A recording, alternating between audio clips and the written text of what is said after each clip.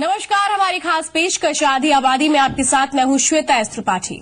महिलाओं को सशक्त बनाने की बात हर होड़ होती है, लेकिन इसे विडंबना ही कहेंगे कि आज भी हमारे देश में विधवाओं के साथ गैरों जैसा बर्ताव होता है। कुछ लोग उन्हें अशुभ मानते हैं। शादी ब्याह हो या फिर कोई शुभ कार्य, ढकियानुसी विचारधारा वाले लोग विधवाओं को अपनी परछाई से भी दूर रखते हैं।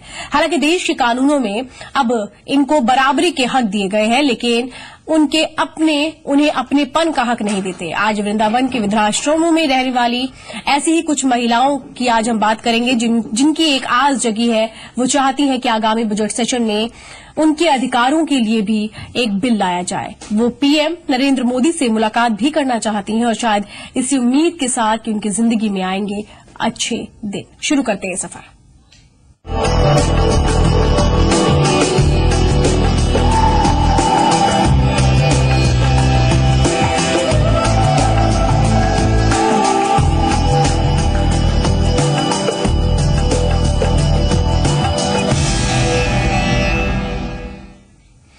आज इंटरनेशनल विडो डे है। वृंदावन के वृद्धाश्रमों में रह रही महिलाओं को अपने अधिकारों और हितों को लेकर अब मोदी सरकार से आस जगी है। उन्हें उम्मीद है कि बजट सत्र में इनकी समस्याओं को ध्यान में रखते हुए एक बिल लाया जाएगा। देखना होगा इनके हितों का ध्यान किस तरीके से रखा जाता है। क्या है इनकी मांग, देखते हैं इस रिपोर्ट में। कई बार वो बातें जो जुबान नहीं कह पाती वो तस्वीरें कह देती हैं, और विवादित फिल्म वाटर की ये तस्वीरें दिखाने के पीछे मकसद दरअसल उस तस्वीर को आपके सामने रखना है जिसका कड़वा यथार्थ देश की 40 लाख से ज्यादा विधवाएं भुगत रही हैं। एक ऐसा यथार्थ जिसमें इनकी कोई गलती नहीं, बावजूद इसके सालों साल से समाज का ताना बाना ऐसा बुना गया जिसमें विधवा होना किसी श्राप सरीखे हो गया। पति की मृत्यु के बाद बची हुई जिंदगी यूं घुट घुट कर जीने को मजबूर करता है समाज।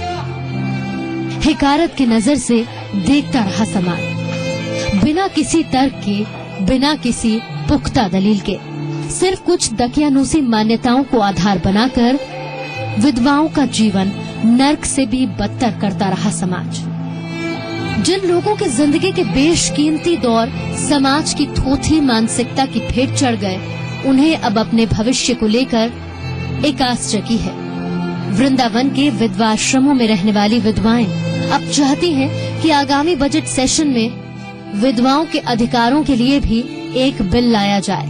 वो विधवाएं जो आबादी के लिहाज से अच्छी खासी संख्या में हैं। ये महिलाएं इसके लिए नरेंद्र मोदी और मथुरा से सांसद हेमा मालिनी से भी मुलाकात करना चाहती हैं, ताकि विधवाओं के हितों की तरफ ध्यान दिया जाए। नहीं, हम लोग बहुत परेशान हैं, शरीर से परेशान, हाथ पांव से परेशान, आंखों से परेशान, और कोई किसी की सुनता नहीं है। यहाँ मोदी से हमारे हाथ जोड़ के प्रार्थना है कि सबको पैदल रहने को, विधवान को रहने को जगह होनी चाहिए, खाने पीने की व्यवस्था होनी चाहिए, और भैया सब तरह से हमारी सुनाई होनी चाहिए। प्रधानमंत्री हमारे हाथ जोड़े कि सब विधवान की यही गुजारा होना चाहिए कि हम बहुत दुखी हैं। देश आजाद हुआ तो देश के कानून में सबको बराबरी का हक मिला, लेकिन कानून में कही गई बातें कभी सामाजिक मान्यताओं के वो बंधन नहीं तोड़ पाई जिनके जरिए विधवाओं के लिए दायरे निर्धारित किए जाते रहे। कहने को कह सकते हैं कि सती प्रथा का दौर बीत चुका है। विधवा पुनर्विवाह पर कोई पाबंदी नहीं है, लेकिन ये सिर्फ कहने की बातें हैं। हकीकत वो है जो बनारस, वृंदावन, मथुरा जैसे धार्मिक शहरों के विधवा आश्रमों में दिखती है, जहाँ बेरंग जिंदगी वर्तमान पर छटपटा रही है, अतीत पर अफसोस कर रही है और भविष्य की आशंकाओं में घिरी है। एक अनुमान के मुताबिक दुनिया की करीब 40 मिलियन विधवाएं हमारे देश में रहती हैं। देश की महिलाओं में 8% विधवाएं हैं। वहीं 2.5% पुरुष विधुर का जीवन व्यतीत करते हैं, क्योंकि ज्यादातर मामलों में पुरुष दूसरी शादी कर लेते हैं।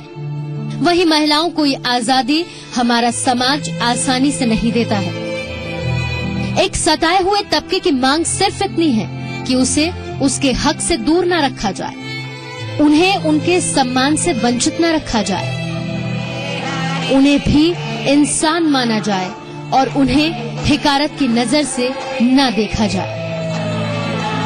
उम्मीद की जानी चाहिए कि कम से कम इस बार तो इन विधवाओं के भी अच्छे दिन आ ही जाएंगे। ब्यूरो रिपोर्ट, जी मीडिया। और हमारे साथ खास मेहमान इस वक्त स्टूडियो में हैं। हमारे साथ प्राची जी हैं और हमारे साथ उर्मिला जी हैं। इनसे भी हम जानेंगे इनकी समस्याएं दरअसल है क्या। ये वृंदावन में ही रहती हैं और इनसे ही हम जानेंगे कि आखिर क्या कुछ वहां पे इनके लिए इंतजाम है, क्या इनके ऊपर ध्यान दिया गया, क्या इनके हितों को लेकर कभी इनसे चर्चा की गई, ये हम जरूर बातचीत करेंगे। और इस बीच वित्त मंत्री अरुण जेटली कुछ कह रहे हैं, वो सुनते हैं।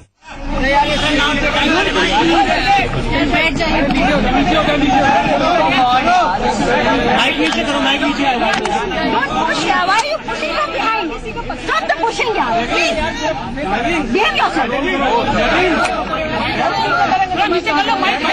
गिरा दिया तुमने किसी का? धक्का मारे पीछे का कौन? आराम से, आराम से।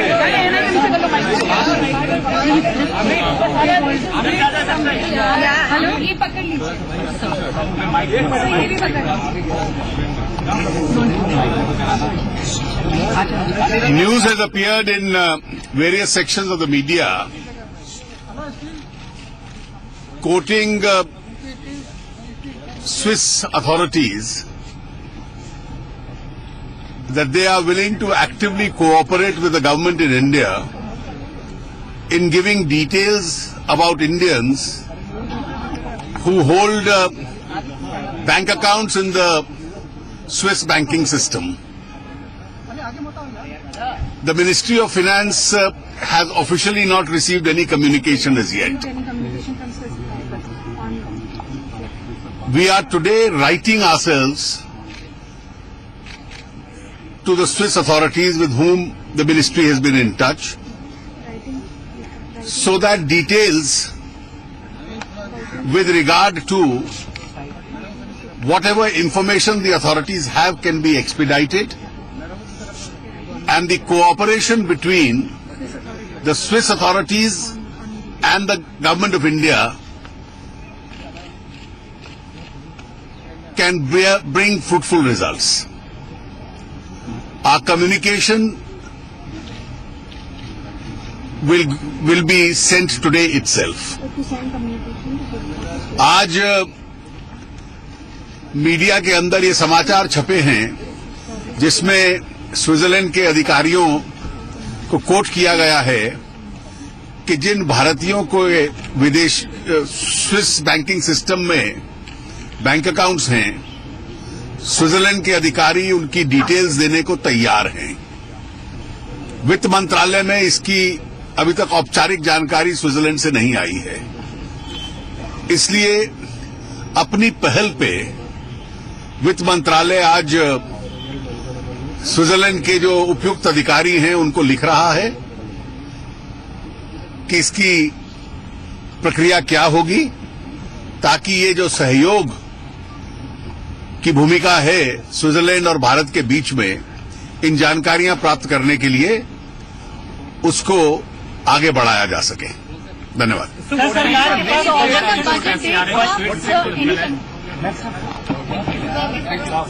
तो वित्त मंत्री अरुण जेटली जो कह रहे हैं कि कालाधन वापस लाने का जो पूरा मामला है, स्विट्जरलैंड सरकार से अब तक कोई संपर्क नहीं हो पाया है और अब इस मामले में लिखा भी जाएगा, क्योंकि अभी तक जो बातें कही गई उन्होंने यही बोला कि जो आज तमाम चीजें न्यूज़पेपर्स में भी छपी हुई हैं कालाधन को लेकर, कि पहले जो स्विट्जरलैंड की स्विस बैंक ने ये कहा था कि वो भारतीयों की एक लिस्ट तैयार कर रही है, इसको दिया जाएगा, लेकिन उन्होंने ये कहा है अरुण जेटली ने कि दरअसल इसको लेकर अभी कोई भी संपर्क नहीं हो पाया है। खुद अब मंत्रालय की तरफ से एक लेटर लिखा जाएगा, वित्त मंत्रालय स्विस अधिकारियों से संपर्क करेगी, उनसे बातचीत करने की कोशिश अब की जाएगी, क्योंकि स्विट्जरलैंड सरकार ने अब तक इसमें कोई संपर्क नहीं किया है। चूंकि ये खबरें निकलकर सामने आ रही थी कि वहां पर जो काले धन की एक तरीके से जो जांच चल रही है, उस पर भी जो लिस्ट बनाई जा रही है, कौन कौन से वो भारतीय हैं जिनके नाम शामिल हो सकते हैं, इसको लेकर एक लिस्ट तैयार की जा रही है जो भारत को दी जा सकती है, लेकिन अभी इस मामले में कोई भी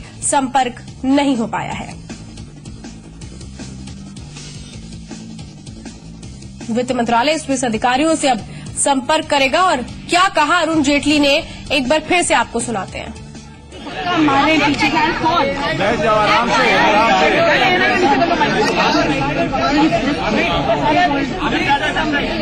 हेलो, ये पकड़ लीजिए, ये भी पकड़ लीजिए। News has appeared in various sections of the media quoting Swiss authorities that they are willing to actively cooperate with the government in India in giving details about Indians who hold bank accounts in the Swiss banking system. The Ministry of Finance has officially not received any communication as yet. We are today writing ourselves to the Swiss authorities with whom the ministry has been in touch, so that details with regard to whatever information the authorities have can be expedited, and the cooperation between the Swiss authorities and the government of India can bring fruitful results. Our communication will be sent today itself. आज media के अंदर ये समाचार छपे हैं जिसमें Switzerland के अधिकारियों को कोट किया गया है कि जिन भारतीयों को विदेश स्विस बैंकिंग सिस्टम में बैंक अकाउंट्स हैं, स्विट्जरलैंड के अधिकारी उनकी डिटेल्स देने को तैयार हैं।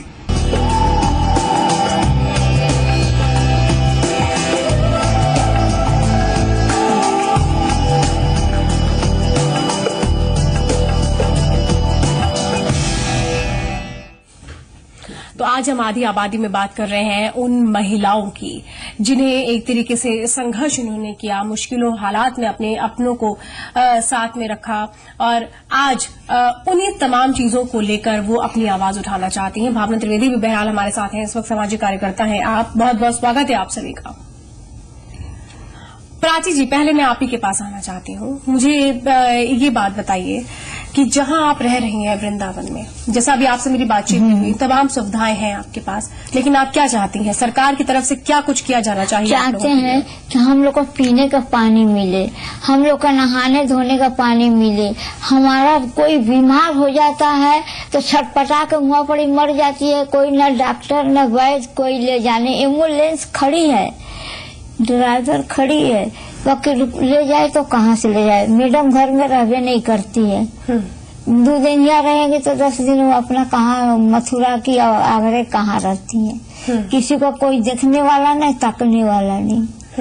यही जी। उर्मिला जी, आपसे भी यही सवाल मेरा है कि क्या लगता है, जिस तरीके से अभी प्राची जी ने बताया, मुश्किलें बहुत सारी हैं, कोई देखरेख करने के लिए नहीं है, ऐसे में आपको क्या लगता है, क्या उम्मीदें आप सरकार से लगाए हुए हैं कि जो अब बजट आने वाला है इसमें किस तरीके से आप लोगों के लिए क्या कुछ होना चाहिए?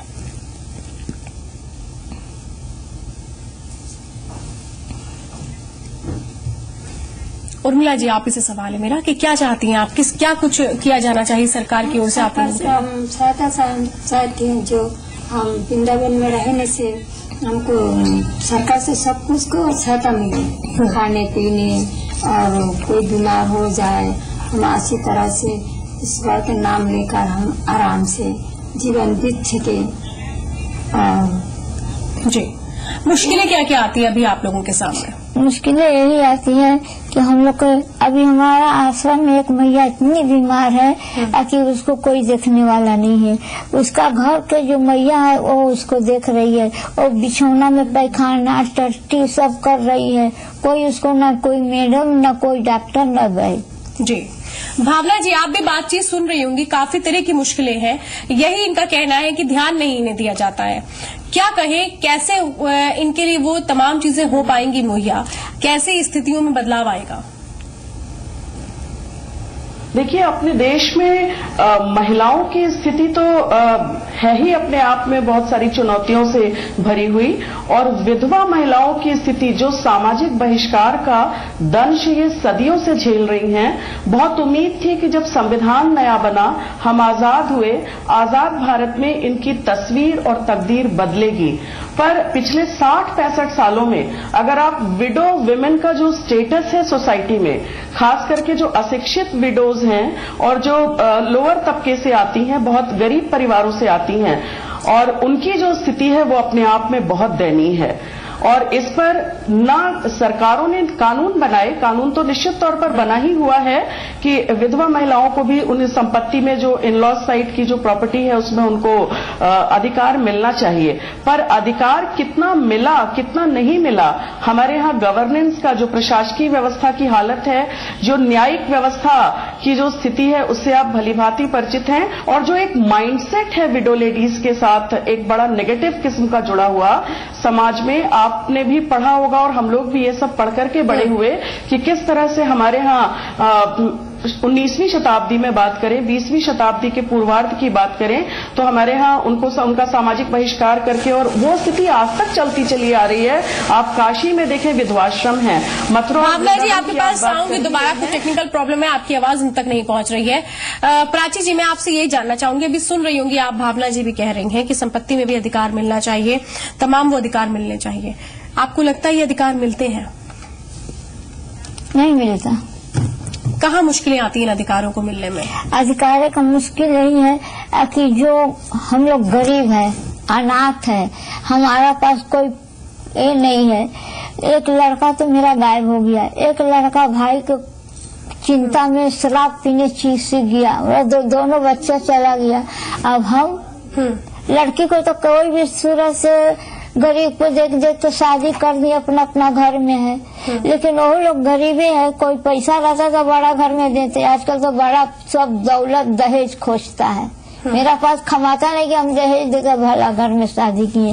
बाकी बिरादरी हम बहुत अच्छे हैं, हलवाई है, लेकिन जैसा मजबूरी में जैसा गरीब लड़का देख के शादी कर दी। बिल्कुल, यानी बहुत मुश्किलों का सामना आपने किया प्राची जी, इस चीज को हम समझ पा रहे हैं। उर्मिला जी, ये चीज मैं आपसे भी थोड़ा समझना चाहती हूँ कि एक जो अधिकारों की हम बात कर रहे हैं कि प्रॉपर्टी में अधिकार हो, तमाम चीजें मिलनी चाहिए, इन हकीकत को कहाँ तक आप पाते हैं? क्योंकि आपके साथ वहाँ पे बहुत सारी और भी महिलाएं रहती हैं, आपको लगता है ये तमाम चीजें जो कही जा रही हैं होती हैं ऐसी? हाँ, होती है।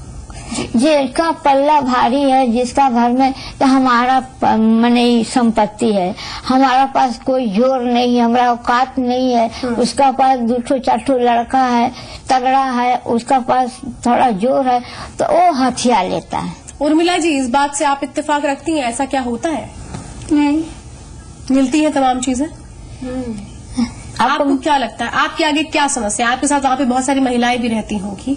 आप लोगों को मुख्य तौर पर परिवार वाले जो आपसे शायद मिलने आते हो, ऐसा है? तक आया नहीं, या 8 से 7 महीना हुआ, तो अभी पुराना नहीं या नहीं कोई आता, कोई नहीं आता। कोई आपसे आज दिन तक वहाँ के जो लोग हैं रहते हैं, सरकार की तरफ से कोई आप लोगों से आज दिन तक मिलने आया हो, आपको आपकी समस्याओं को देखने समझने आया हो? हाँ, आते तो बहुत है, बाकी देख सुन के बातचीत करके चल जाते हैं, फिर समस्या का हल नहीं होता है। मतलब स्थिति जस की तस हो जाती है, बात करके चले जाते हैं। हाँ, लेकिन हमारे लोग का हल निकालते हैं बस हमारा सुलक बाबा। आज ये नहीं रहते तो हम लोग फुट पर बैठ कर भीख मांगते हैं।